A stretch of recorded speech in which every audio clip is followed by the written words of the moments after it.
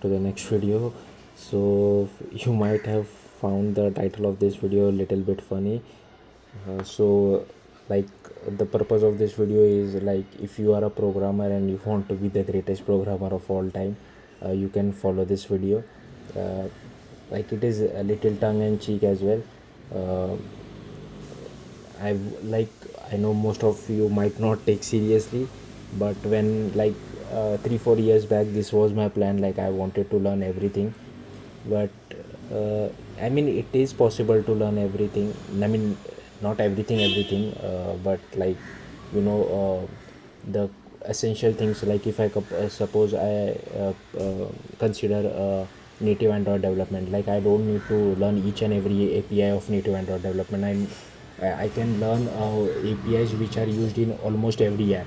And if I want to suppose like Bluetooth is not used in each and every app, but if I want to integrate Bluetooth, and if I already have knowledge of native Android development, I can within few days quickly get up and running with how to integrate Bluetooth in native Android app. So you don't have to learn each and everything, but at least what I was trying to achieve and I'm still trying to achieve is learn the APIs of every programming language or every programming technology which are used on day-to-day basis.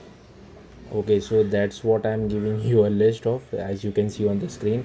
Like some of you might find this ridiculous, and like even for me it is very difficult because I have a full-time job, and like whatever free time I get, I try to do as much as I can, but still it is not you know uh, still I don't get much time for learning new things, and learning new things is tough.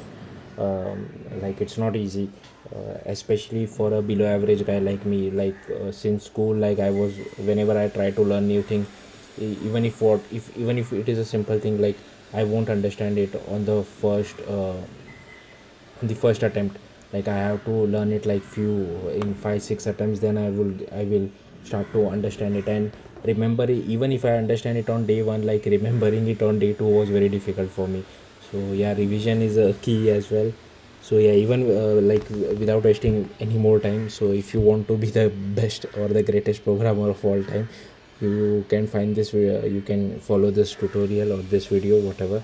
So first is for mobile app development. You can learn native Android development, which is using Kotlin, and for iOS you can learn native iOS development with Swift. So these are the two popular mobile OS which are used as of 2023.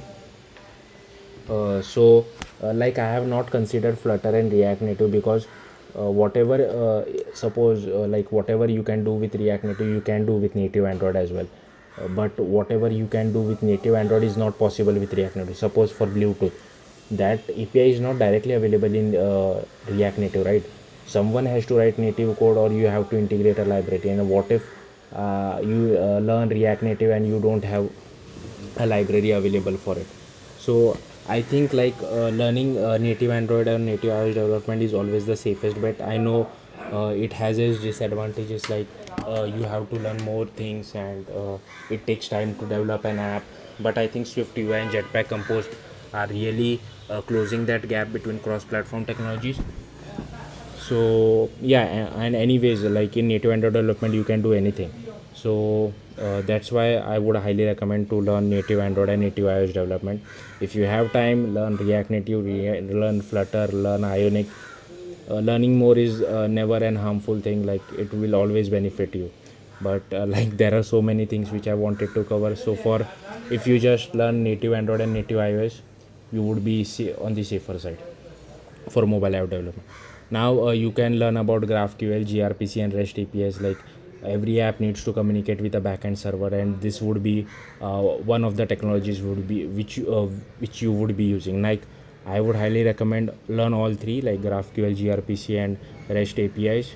Like how to integrate with mobile app development, how to integrate with web, GraphQL, gRPC, and REST API, how to integrate with the desktop app development. So yeah, next is Blender. If you don't know Blender, it is a 3D software which is free and open source, and it is used to create 3D models. You can do a lot of things with Blender, but the primary focus is to create 3D models for games and for apps as well. uh, so yeah, if you want to make a career in game development, I lot of people feel that Blender is not essential, you can just pick up a game engine. But from what I have noticed is that I don't have knowledge of Blender as much, and neither I'm a game developer. But from what I do keep a close eye on the game development community, and I do follow a lot of game developers, and almost all of them know Blender. And just learning Blender will make you a better game developer or better app developer. And given that Vision OS is launching next year, I think each and every app developer will have to learn Blender or some other equivalent technologies.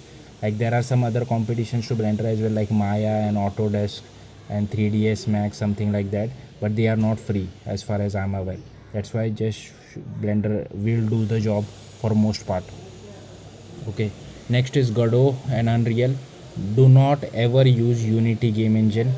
You might have heard about that recent runtime fee which they have introduced. It is absolutely bonkers, and lot of Unity developers are moving to Godot and Unreal Engine. So if you are as of time of this recording, if you are trying to make some kind of a VR or AR application for a particular headset, I think Unreal Engine would be a better fit as compared to Godot. Like Godot do have that OpenXR capabilities, but I think they are not as mainstream. But for 2D, if you're trying to make a 2D game, just learn Godot. Unreal Engine has a, I think, not a great support. Like Unreal Engine is mostly used for 3D games. Even Godot is good for 3D games, but if you want to make a AAA game, then I would go for Unreal Engine. Again, Unreal Engine do charge some kind of a royalty after $1 million or something, but Godot doesn't charge you anything. It is free and open source. And if I had that time, I would learn both things. Again, this is as of 15 September 2023. Things might change in the future, so yeah, do your own research. Next, for web development, I think Next.js is quite popular. First of all, you will have to run HTML, CSS, JavaScript. There is no running away from that. Then you can pick any framework like Vue.js or React.js. Like pick meta frameworks. Like for Vue.js, you can pick Nuxt.js. If you are into React.js, pick Next.js. Or if you are into Svelte, pick SvelteKit. Or you can even pick Angular. So just pick one. Like that will handle all your web requirements. I know Flutter, React Native also run on the web, but those experience is not really good, at least of 2023. So better to use I really like Next.js. Uh, so yeah, that's why I'm recommending Next.js. Then to do 3D modeling or 3D websites, you can learn 3JS. Again, it is free and open source, and 3JS works with every it works. You can use it with any framework, Next.js, React.js. Yeah, doesn't really matter. Then lot of people I see don't do desktop development, but I think it's a good idea, especially suppose if you are trying to make an IoT project with Arduino or Raspberry Pi, and you might have to connect with your desktop app. Then I think you might want to learn desktop technologies. And I think at least for Mac OS, Apple has done a great job. Like you can use Swift UI for iOS development as well as Mac OS development, and it is getting better each and every year. uh, so yeah, if you know Swift UI, you can develop it for watch OS, Mac OS, iOS, tvOS. But of course there will be some little bit differences here and there, but yeah, it is getting better every day. Now for I have not considered Linux. I haven't seen many people developing Linux apps. Like there are a lot of apps, I shouldn't say something like this, because I know a lot of developers use Linux, but lot of users normal users don't use Linux. That's why if you have time, you can learn Linux. I'm not even sure what is the native technology for Linux. Again, Flutter and React Native, I know you can build desktop apps, but again, if you have a requirement for which you are not able to find a third party library, again you will have to learn native stuff. That's why just learn native stuff, you will be fine. uh, and for Windows, you can use something like WPA for WinUI. There is something called .NET MAVI as well from Windows, from Microsoft. But I would still recommend learn WinUI. And there is something called Windows App SDK as well. I think they integrate pretty well. And yeah, .NET MAVI internally uses WinUI. And WPF, I'm still not sure. It might get deprecated in future. I'm not really sure on that.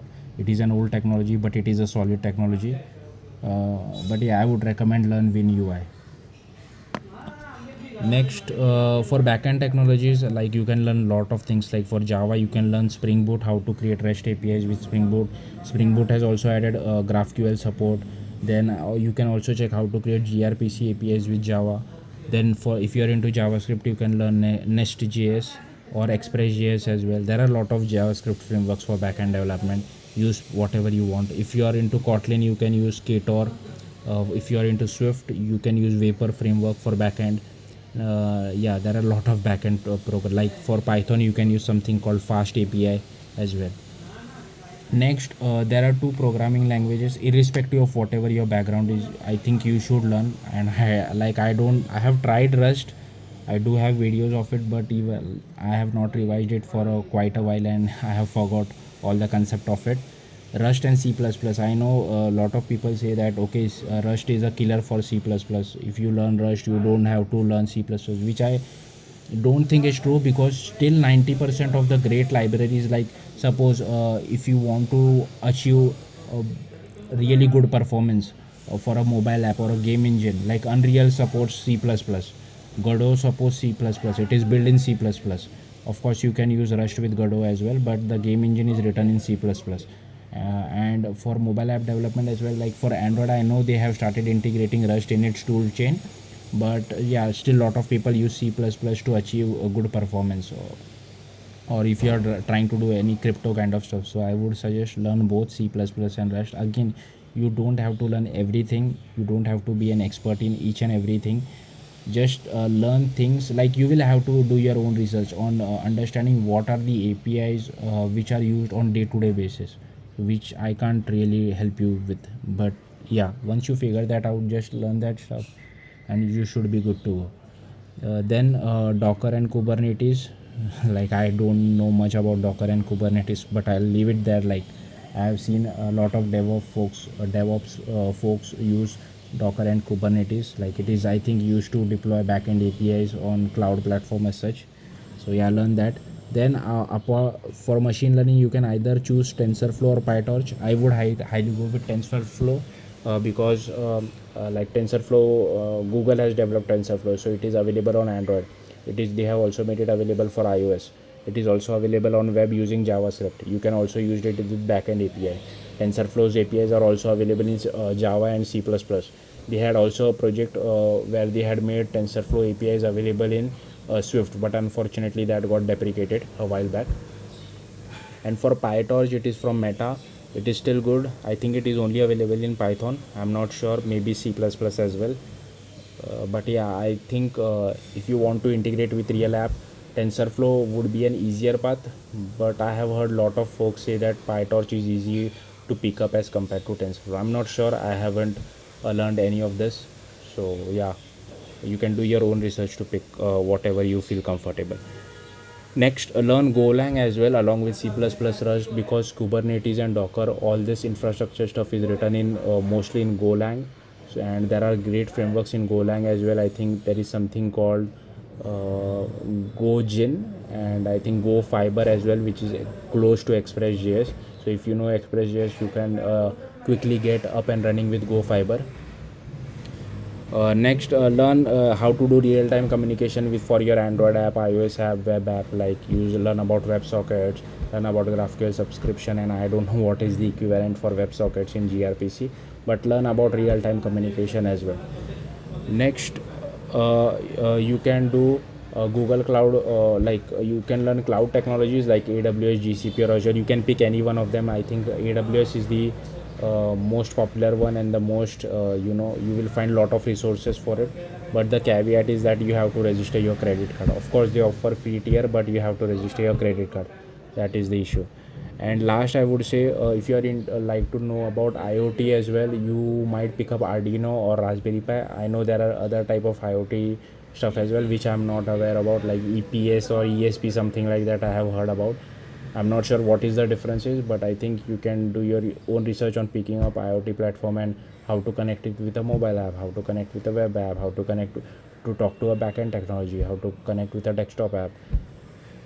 So yeah, I think if you learn all of this, you should be a great programmer. I know a lot of people might tempting to comment that this will make you jack of all and master of none, and I think this is fine. Like from what I have noticed from my 8 years of programming experience is that uh, like I am not interested in working for these big companies like Google, Facebook, where expertise really matter in a particular domain. Like I'm a below average guy. I work in a pretty okayish company, and in those companies, like you have like they will put you from one project to other project, and they might even put you from one technology to other technology.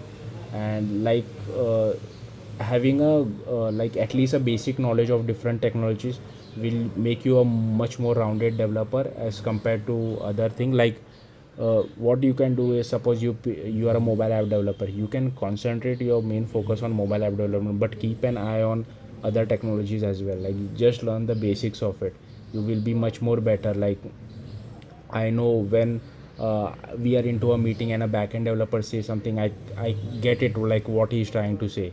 If you only know about front end, then you won't able to really get an idea of what he's trying to say. Then you will have to do your own research. Sometimes an issue might occur where a backend developers blame a front end developer and front end developers blame a backend developer. But if you have knowledge of both, then you can actually try to figure out, okay, who is to blame again. Putting a blame on someone is not the right choice, but at least you know what the issue is. So yeah, that's it. If you know any other technologies like which you recommend that should be added to this list, put let me know in the comments. Like I would like to learn all of this and make videos about all of this. That would be my dream job, but unfortunately there is no job which pays you to learn new things and make videos about it. Like I don't earn anything from YouTube. So yeah, that's it. Thank you for watching. Bye.